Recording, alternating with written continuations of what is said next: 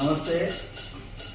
The last 2 days, I am seeing all the reports in the media about the raging controversy on Tirupati Laddu. It is not a controversy.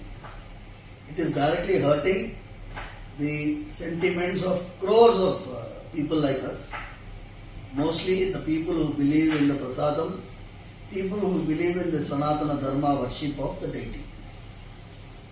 What has happened is, we have been already saying that the process of tendering, when you purchase items for the Swami, like the ingredients for Laddu, you go for a lowest bidder.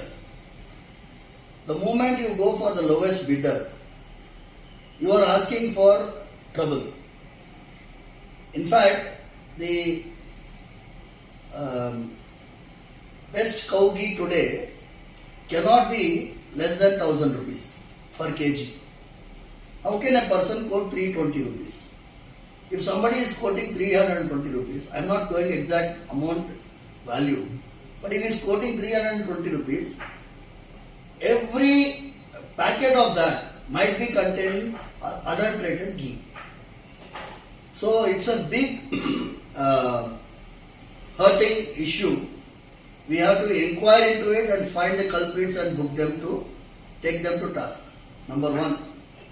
I appreciate the statement of Honorable Deputy Chief Minister of Andhra Pradesh, Sri Pawan Kalyan Garu, because he has said there should be a national level Dharmika Parirakshana Parishad. We have been talking about that the same way.